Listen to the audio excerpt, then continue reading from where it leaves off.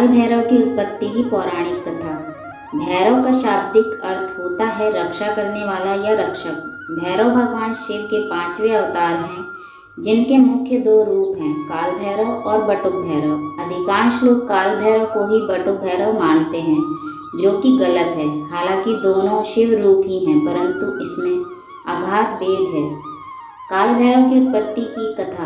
पुराणों के अनुसार जब ब्रह्मा और विष्णु में विवाद उत्पन्न हुआ और दोनों एक दूसरे को अपना पुत्र बता रहे थे, अर्थात विष्णु कहते हैं कि ब्रह्मा का जन्म उनसे हुआ है और ब्रह्मा कहते हैं कि विष्णु का जन्म उनसे हुआ है। इसी बीच उनके मध्य में एक अग्नि स्तंभ प्रकट हुआ, जिसे उन दोनों ने कहा कि आप दोनों में से जो भी इस अग्नि स्तंभ का ओर या छोर पता लगा लेगा, वही बड़ा होगा और वही सर्वत्र पूज्य होगा।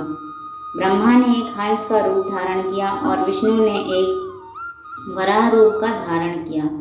ब्रह्मा ने ऊपर और विष्णु ने नीचे की ओर प्रस्थान किया। एक समय आने के बाद श्री हरि विष्णु ने यह मान लिया कि इस अग्नि स्तंभ का कोई अंत नहीं है, परंतु ब्रह्मदेव किसी भी कीमत पर अपनी पराजय मानने को तैयार नहीं थे। कुछ ऊपर पहुंचने पर उन्हें वहां केतकी नामक एक पुष्प मिला। उन्होंने उससे कहा कि यदि तुम मेरा समर्थन करो तो मैं तुम्हें सबसे महत्वपूर्ण पुष्प की उपाधि प्रदान करूंगा। केतकी ने ब्रह्मा की ये बात स्वीकार कर ली और उस पुष्प को लेकर ब्रह्मदेव वापस नीचे आ गए। जब उस अग्नि स्तंभ ने उनसे पूछा कि क्या आप दोनों में से किसी को मेरा ओर छोर मिला, तो इस पर नारायण ने तो मना कर दिया, परंतु ब्रह्मदेव ने कहा कि हाँ, मुझे मिला है और सत्यापन के लिए केतकी पुष्प को प्रस्तुत कर दिया। केतकी ने भी ब्रह्मदेव का समर्थन किया। तब उस अग्नि स्तंभ ने एक पुरुष की आकृति ग्रहण की और प्रकट हुए महाकाल महारुद्र भगवान शिव। उन्होंने ब्रह्मदेव से कहा कि आप असत्य बोल रहे हैं और ब्रह्मा को असत्य भाषण के लिए कभी भी ना पूजे जाने का श्राप दिया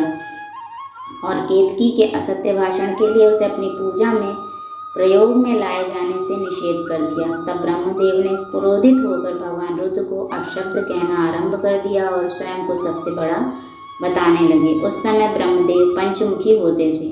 तब भगवान शिव को आभास हुआ कि ब्रह्मदेव में अहंकार व्याप्त हो रहा है और सृष्टि की रचना में यदि सृष्टि रचना से पूर्व ही अहंकार व्याप्त हो गया तो असमय ही संपूर्ण सृष्टि अहंकार के भाव से ग्रसित हो जाएगी। इसीलिए उन्होंने अहंकार रूपी ब्रह्मदेव के उस 5वें स्वर को काटने का निर्णय लिया। परंतु इसमें भी एक समस्या थी। भगवान शिव इस बात को जानते थे कि यदि उन्होंने ब्रह्मदेव का सर काटा तो उन्हें ब्रह्म हत्या का दोष लगेगा, और यदि उन्हें ब्रह्म हत्या का दोष लगा और उसमें उलझकर वे त्रिमूर्ति से अलग हो जाएंगे तो असंतुलन व्याप्त हो जाएगा। इस कारण सर्वसमर्थ भगवान रुद्र ने अपने ही अंश से एक ऐसे विकराल गण को उत्पन्न किया जो कृष्ण वर्ण के थे, अस्थियों के आभूषण से सुशोभित थे। उस दिव्य पुरुष को देखकर और उनकी गर्जना को सुनकर ऐसा लगता था मानो लाखों भयानक काले मेघों ने जीवंत रूप लेकर के गर्जना की हो। उनकी जटाएं देखकर ऐसा प्रतीत होता था मानो असंख्य भयानक विषधर हों।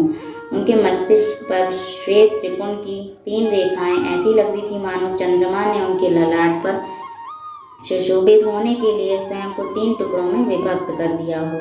उन परम उग्र देवता की लंबी भुजाएं ऐसी लगती थी मानो लौह स्तंभ हो। भयानक अष्टमहानाग जिनका यज्ञोपवीत बने इतरा रहे थे, कमर पर बंधे मोटे मोटे घुंघरुओं से ऐसी आवाज़ आ रही थी जिससे हृदय विदीर्ण हो जाए। उस महाकाय महाबाहु गण को भगवान शिव ने स्पष्ट शब्दों में कहा कि ब्रह्मदेव के 5वें सर का छेदन कर दो। इतना सुनते ही उस वीर ने आओ देखा न ताव अपने नाखूनों से एक ही प्रहार से ब्रह्मा का 5वां सर उखाड़ लिया, परंतु वो सर उनके हाथ में ही चिपक गया। जब उन्होंने भगवान शिव से इसका कारण पूछा तो उन्होंने उनसे कहा कि ये केवल ब्रह्मा का सिर नहीं है, अपितु ब्रह्म हत्या है। इस ब्रह्म हत्या के फलस्वरूप तुम्हें शापित होना पड़ेगा।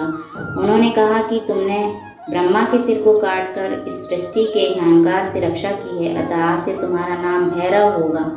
अब तुम जाओ और ब्रह्मा के सिर को लेकर सृष्टि में विचरण करो, और जहाँ भी यह सिर तुम्हारे हाथ से छूट जाएगा वहीं तुम रुक जाना और स्थापित हो जाना। उसके बाद भैरव ने उस सर को हाथ में लेकर सृष्टि के चक्कर लगाने शुरू किए।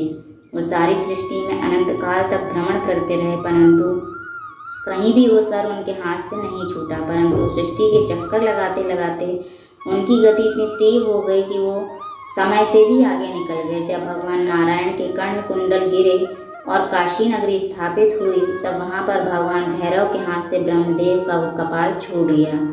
तब भगवान भैरव वहीं रुक गए और तब वहाँ भगवान शिव प्रकट हुए। उन्होंने उनसे कहा कि ये मेरी प्रिय काशी नगरी है और आज से तुम इसके संरक्षण के रूप में यहाँ स्थापित हो, परंतु तुम्हें इस काशी नगरी में केवल पैर के एक अंगूठे के बराबर स्थान मिलेगा और तुम्हें इसी ब्रह्म कपाल में भोजन करना होगा। तुम अपनी तीव्र गति के कारण समय से भी आगे चले गए थे, अर्थात तुमने कालचक्र पर भी विजय प्राप्त की है।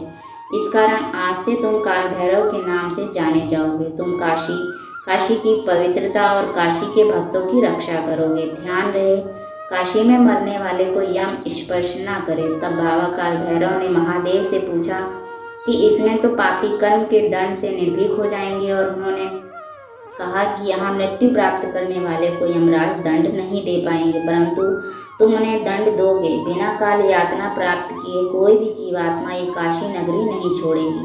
जिस जगह पर वो अग्नि स्तंभ प्रकट हुआ था, वो जगह आज के समय में अरुणाचल प्रदेश में स्थित है, और जिस स्थान पर ब्रह्मा का कपाल छूटा था, वह जगह आज के समय में वाराणसी स्थित कपाल मोचन तीर्थ है। अगर आपको यह कथा पसंद आई हो तो लाइक करें और शेयर करें। धन्यवाद।